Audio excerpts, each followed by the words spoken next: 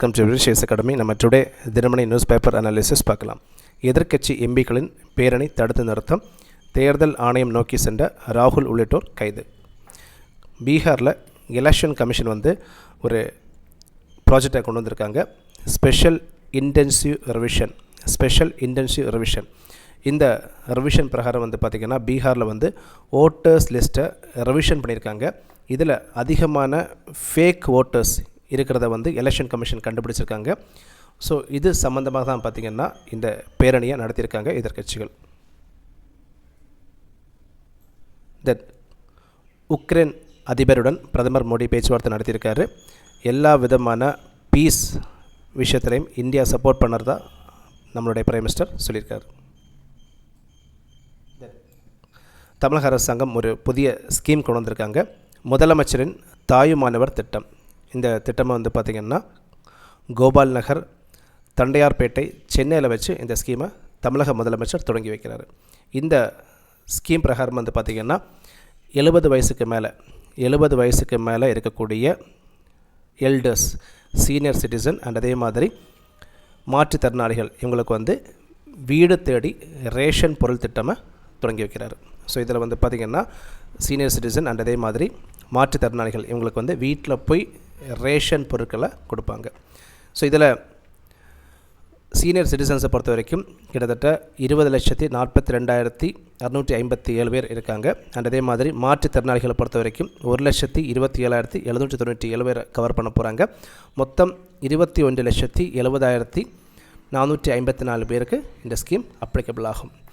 So இந்த scheme பார்த்திங்கன்னா ஒவ்வொரு மாதமும் செகண்ட் சாட்டர்டே அண்டு சண்டே இந்த ஸ்கீமை இம்ப்ளிமெண்டேஷன் பண்ணுவாங்க. இந்த ஸ்கீமுக்கான மொத்த இன்வெஸ்ட்மெண்ட் எவ்வளோ பார்த்திங்கன்னா 30.16 கோடி. ஸோ இதெல்லாமே பார்த்துக்கோங்க.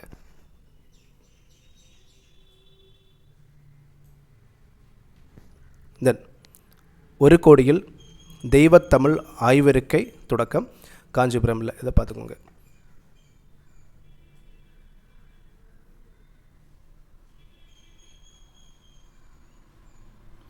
தென் சென்னை கார்ப்பரேஷனில் பார்த்திங்கன்னா தூய்மை பணியாளர்கள் ஸ்ட்ரைக்கில் ஈடுபட்டிருக்காங்க. இதனால் பார்த்திங்கன்னா இந்த தூய்மை பணியாளர்கள் இவங்களுடைய எம்ப்ளாய்மெண்ட்டை அவுட் சோர்சிங் பண்ணுறாங்க சென்னை கார்ப்பரேஷன். அதாவது தெலுங்கானாவில் இருக்கக்கூடிய ஒரு ப்ரைவேட் கம்பெனிக்கிட்ட கான்ட்ராக்ட் மூலமாக அவுட் சோர்சிங் பண்ணுறாங்க. ஸோ இதனால் இவங்களுடைய வேலைகள் எல்லாமே பார்த்திங்கன்னா கான்ட்ராக்ட் பேஸிஸில் இருக்கும். அண்ட் இவங்க ப்ரைவேட் கம்பெனிஸில் தான் வேலை பார்ப்பாங்க.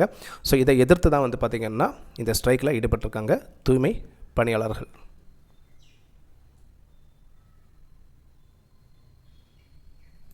தென் ஆசிரியர் தகுதி தேர்வு நவம்பர் 1-2 நடைபெறும். ஆசிரியர் தேர்வு வாரியம் இதை அறிவிச்சிருக்காங்க. ஸோ இதை பார்த்துக்கோங்க.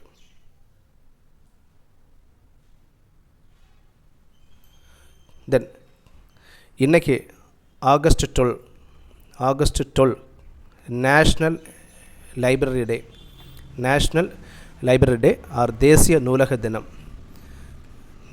ஆகஸ்ட் 12 இந்த டே பார்த்திங்கன்னா எஸ்ஆர் ரங்கநாதன் இவருடைய பர்த்டே தான் பார்த்திங்கன்னா இந்த நேஷ்னல் லைப்ரரி டேயாக நம்ம ஒவ்வொரு வருஷம் செலிப்ரேட் பண்ணுறோம்.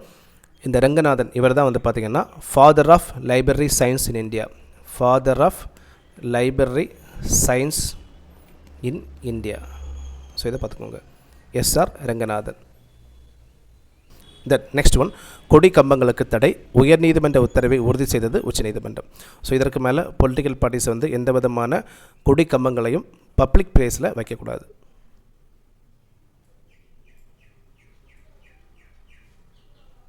தென் வரி ஆண்டு மக்களவையில் மசோதாக்கள் நிறைவேற்றம். ஸோ லோக்சபாவில் பார்த்திங்கன்னா ஒரு வரி மசோதா நிறைவேற்றியிருக்காங்க. வருமான வரி சட்டம் 1961 இதை திருத்தம் பண்ணி புதிய மசோதா கொண்டு வந்திருக்காங்க. தென் பார்லிமெண்ட்டில் ஒரு ரிப்போர்ட் சப்மிட் பண்ணியிருக்காங்க. கடந்த நிதியாண்டில் 2.17 லட்சம் கள்ள நோட்டுகள் பறிமுதல் பண்ணியிருக்காங்க மத்திய அரசாங்கம். ஸோ இதை பார்த்துக்கோங்க. இந்த நெக்ஸ்ட் ஒன், பிரிட்டன் ஒரு ப்ராஜெக்ட் கொண்டு வந்திருக்காங்க. முதலில் நாடு கடத்தல், பிறகு மேல்முறையீடு. அதாவது இந்தியாவில் பார்த்திங்கன்னா லோன் வாங்கிட்டு திருப்பி செலுத்தாமல் பிரிட்டனில் எஸ்கேப் ஆகிறாங்க இல்லையா. இந்த மாதிரிப்பட்ட குற்றவாளிகளை ஃபஸ்ட்டு நாடு கடத்தணும். தென் அதற்கு பிறகு அந்த நாட்டில் வந்து மேல்முறையீடு பண்ணணுங்கிறத பிரிட்டன் வந்து ஒரு ப்ராஜெக்டாக தொடங்கியிருக்காங்க. இதில் நிறைய நாடுகள் பிரிட்டன் சேர்த்துருக்காங்க. Especially Finland, Nigeria, Estonia, Australia, Canada, Malaysia, Indonesia plus இதில் இந்தியாவையும் சேர்த்துருக்காங்க. ஸோ இதனால் வந்து பார்த்திங்கன்னா பல குற்றவாளிகள் பிரிட்டன்லேருந்து இந்தியாவுக்கு நாடு கடத்துவாங்க. அதற்கு பிறகு இந்தியாவில் இருக்கக்கூடிய கோர்ட் மூலமாக அவங்களுக்கு தீர்ப்பு சொல்லுவாங்க. இந்த நெக்ஸ்ட் ஒன், மக்களவையில் நிறைவேறியது தேசிய விளையாட்டு நிர்வாக மசோதா. இதை இங்கிலீஷில் வந்து நேஷ்னல் ஸ்போர்ட்ஸ் கவர்னன்ஸ் பில்லுன்னு சொல்லுவாங்க. Governance bill. இந்த பில் பிரகாரம் 4 அமைப்புகளை கொண்டு வர போகிறாங்க. First one national Olympic committee, second one national பேரா Olympic committee, third one national and regional sports federation, then fourth one national sports board. National sports board இந்த மாதிரி அமைப்புகளை கொண்டு வர போகிறாங்க. அண்ட் ஸ்போர்ட்ஸில் ஏதாச்சும் டிஸ்பியூட் இருந்துச்சுன்னா இதற்காகவே ஒரு ட்ரிபுனல் கொண்டு வர போகிறாங்க. ஸோ இந்த மாதிரி நிறைய விஷயங்கள் வந்து இந்த தேசிய விளையாட்டு நிர்வாக மசோதாவில் கொண்டு வந்திருக்காங்க. ஸோ ஒன்ஸ் இது சட்டமாக மாறினதுக்கு பிறகு நம்ம இதோடைய ப்ரொவிஷன்ஸ் எல்லாம் பார்க்கலாம். தென் இதில் ஒரு ஸ்கீம் சொல்லியிருக்காங்க, சாகர்மாலா திட்டம். இந்த சாகர்மாலா திட்டமை வந்து மத்திய அரசாங்கம் 2015 கொண்டு வந்தாங்க. 2015 மார்ச்சில் கொண்டு வந்தாங்க. Ministry of port, shipping and waterways இவங்க தான் வந்து இந்த ப்ராஜெக்டை நடத்துகிறாங்க. இந்த ப்ராஜெக்டை பொறுத்த வரைக்கும் port, especially major port and minor port, இதை இம்ப்ரூவ் பண்ணுறது, இன்ஃப்ராஸ்ட்ரக்சர், போர்ட்டில் இருக்கக்கூடிய இன்ஃப்ராஸ்ட்ரக்சரை இம்ப்ரூவ் பண்ணுறது, லாஜிஸ்டிக்கை இம்ப்ரூவ் பண்ணுறது, இதெல்லாம் தான் இந்த ஸ்கீமுடைய மெயின் அப்ஜெக்டிவ்.